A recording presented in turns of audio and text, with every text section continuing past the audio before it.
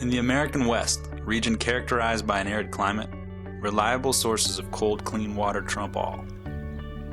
Located approximately 50 miles to the east of Mount Shasta, the Fall River Valley should be bone dry, but it's not.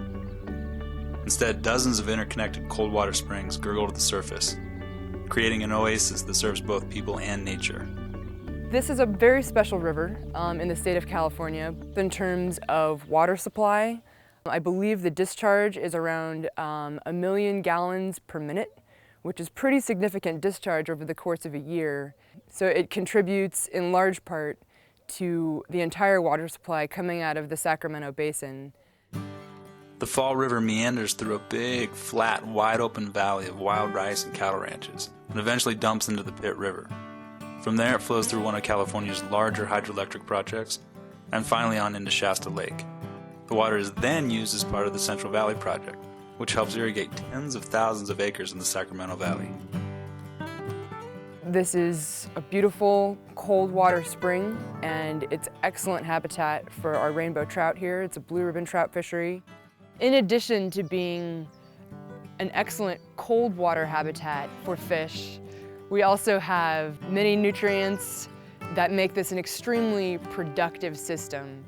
And if you compare the biomass that's coming out of this system to, say, surface waters elsewhere, we're seeing probably 4 times, 5 times, maybe even 6 times more invertebrates in this system than we would in other systems. So it's an extremely productive system, and that makes it an excellent trout fishery.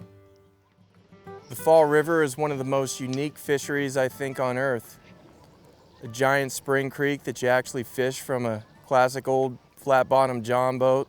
I spend about 3 months a year here, and I try to just totally sight fish and head hunt rising fish with dry flies. We have the hex hatch here.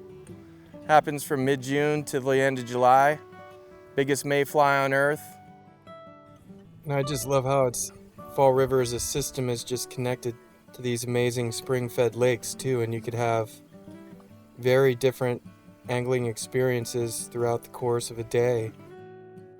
It's not just about a fishery. We, like our drinking water for our house, we drink the water out of the Fall River, and we ski on the Fall River and we boat on the Fall River. With the state park now at Ajamalji, there's quite a few people that will come up and kayak out to the river and camp out in the state park. As soon as you come over the hill in Big Valley, you look out over the valley here, and you see we're just blessed with an abundance of water here.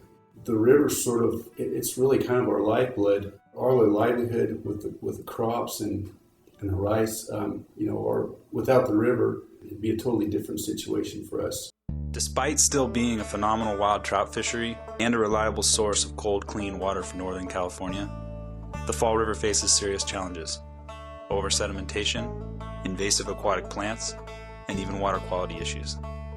On this particular river, the primary disturbance we've seen is sedimentation in the upper river and the subsequent invasion by Eurasian water milfoil. We have a river course that's fairly wide open. We don't have a whole lot of riparian coverage, and so the milfoil is getting a lot of direct sunlight, and it also does very, very well under those conditions. I'll never forget the first day I came up this river. I was just mind blown by the beauty of the native seagrass that was in the river. Just this beautiful green grass in this flat water spring creek that just grooved with the river. Now if I bring somebody up here in July, they're not going to see that seagrass, they're going to see Eurasian milfoil, which is the non-native invasive species that's here now. I've been guiding on the river for 25 years, and I'm affiliated with the Fall River Conservancy, a group that we formed a few years back to help work on environmental issues on the river. When I'm guiding or fishing, it's always usually somebody from out of town, and they're always at it all. They see the river and they're like, wow.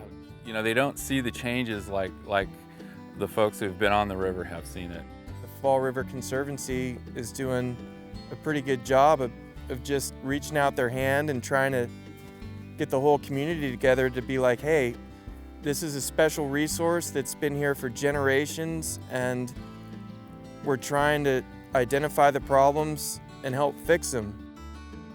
Our goal at the Conservancy is threefold: protect water quality, restore habitat conditions, and protect one of California's best wild trout fisheries.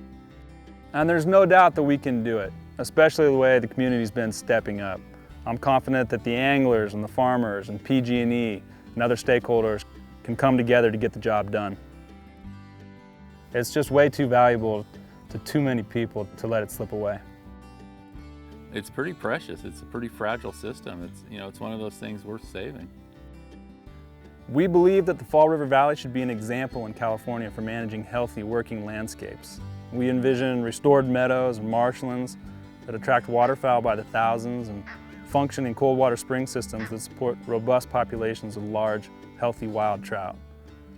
We foresee the Fall River becoming a critical refuge for cold water biodiversity, and we envision Fall River ranchers continuing to produce healthy crops and livestock while also protecting water quality and sensitive habitat. The Fall River Conservancy envisions a local community that works together to preserve the historic ranches, the large land tracts, and the cultural heritage that will only survive by being passed from one generation to the next. This river, this valley is home. My great-grandkids are the 7th generation here.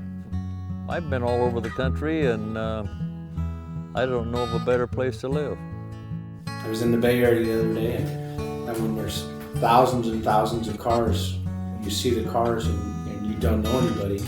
But when you live in Fall River Valley, when you pass a car, you expect to know them, and you wave to every car.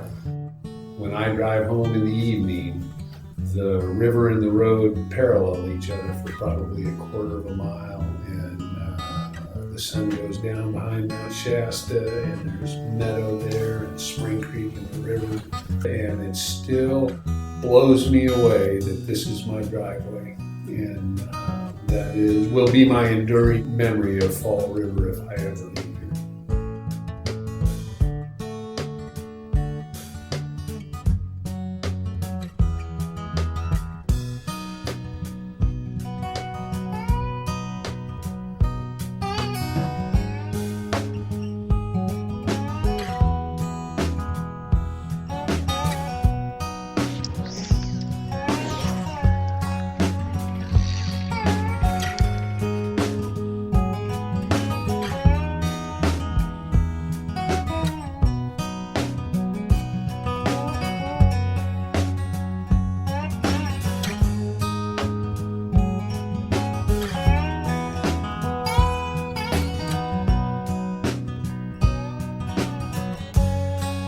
Here you go.